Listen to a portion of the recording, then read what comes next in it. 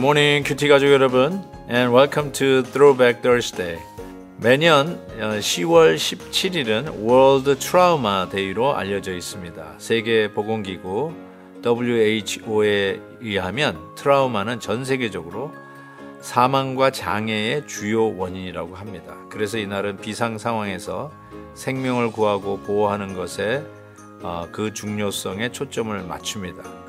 외상상 부상과 사망을 피하는 방법에 대한 교육을 제공하는 날이기도 합니다. 자, 그런 의미에서 여러분, 하나님께서 주신 나의 몸과 건강 얼마나 귀한지 다시 한번 세상 깨달으면서 잘 돌보고 조심하시고 오늘 하루도 주의 품 안에서 기쁜 하루 되시기를 진심으로 바랍니다. 오늘 우리에게 주시는 하나님의 말씀 예레미야 22장 1절에서 9절입니다. 다 함께 찬송가 410장 하나님의 은혜로 4절을 부르시겠습니다. 주 언제 강림하실지 밤에 홍낮에 또 주님 만날 그곳도 난 알 수 없도다. 내가 믿고 또 의지하는 내 모든 형편 아시는 주님 늘 보호해 주실 것을 나는 확실히 아네. 여호와께서 이와 같이 말씀하시되 너는 유다 왕의 집에 내려가서 거기에서 이 말을 선언하여 이르기를 다윗의 왕위에 앉은 유다 왕이여 너와 내 신하와 이 문들로 들어오는 내 백성은 여호와의 말씀을 들을지니라.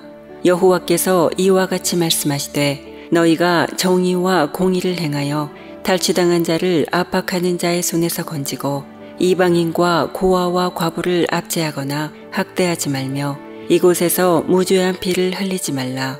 너희가 참으로 이 말을 준행하면 다윗의 왕위에 앉을 왕들과 신하들과 백성이 병거와 말을 타고 이 집 문으로 들어오게 되리라.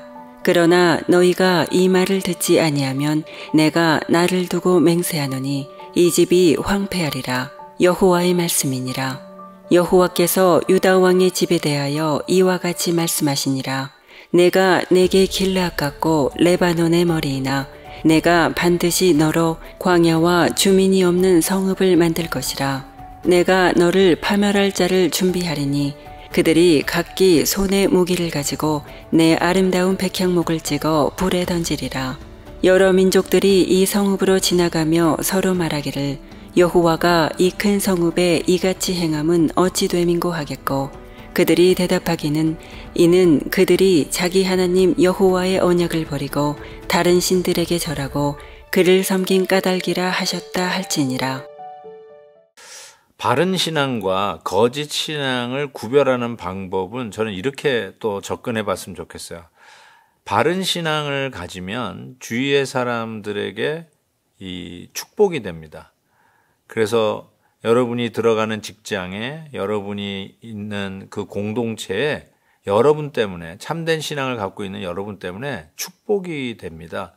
그렇지만 거짓 신앙은 여러분이 겉으로 보기에는 열심인 것 같지만 거짓 신앙인들은 자기가 속해 있는 그 공동체와 자기가 속해 있는 그 그룹에서 복보다는 저주가 됩니다. 힘들게 하는 것이죠. 그래서 주위 사람들이 피해를 보게 되는 것을 우리는 깨닫게 됩니다. 가장 흔한 예는 이단들이죠. 이단들 때문에 주위 사람들이 복을 받는 거 본 적이 있나요? 전부 다 피해를 입게 되는 것을 우리가 깨닫게 됩니다.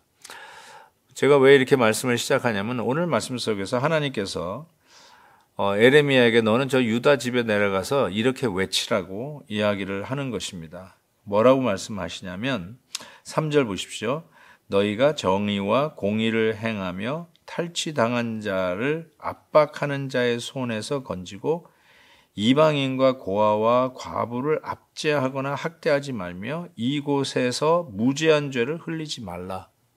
한마디로 이 잘못된 신앙을 가지고 있고 돌아와야 할, 회개해야 할 이 백성들이 회개는 아니하고 딴 길로 가고 있지 않습니까? 이에 하나님께서 경고하고 경고했는데 결과적으로 보니까 그들은 주위에 수많은 이 무죄한 자들의 피를 흘리게 하는 일들을 저지르고 있다는 사실을 지금 지적하고 있다는 것이죠. 그래서 정의와 공의를 행하는데 바른 일을 했는데 그들을 인해서 오히려 그들을 탈취하거나 또 압박하는 자의 손에서 건지고 이방인과 고아와 과부를 압제하거나 학대하는 일을 하고 있었다는 것입니다.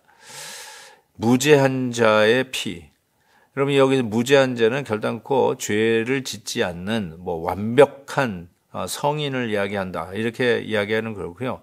무고한 피해다. 무고한 사람의 그 피를 흘리게 하는 것이죠. 그 피해를 당하는 것에 어떤 원인 제공도 하지 않았던 자, 무고한 자, 그들이 여러분 때문에 피해를 받았다.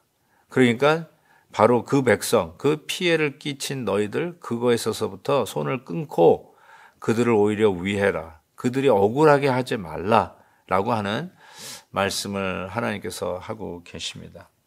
저는 이 말씀을 통해서 오늘 4절 말씀에 너희들이 참으로 이 말을 듣고 돌아오면 이렇게 이야기합니다. 다시 이 다윗 왕위에 앉은 왕들과 신하들과 백성이 병거와 말을 타고 들어오게 될 것이다. 즉 이 말씀에 순종하면 다시 돌아오는 은혜가 있을 것이다. 그렇지만 불순종하면 어떻게 됩니까? 5절 보십시오. 이 집이 황폐하리라 여호와의 말씀이니라. 당연한 귀결 아닐까요? 하나님의 말씀 따라 순종하면 다시 이 집으로 들어오겠지만 불순종하면 이 집이 황폐하게 될 것이다 라고 이야기를 합니다. 저는 이와 같이 하나님의 심판에 가장 참 굴욕적이고 이 심판의 가장 부끄러운 모습은 오늘 본문 마지막 8절과 9절에서 주시는 말씀이라고 생각해요.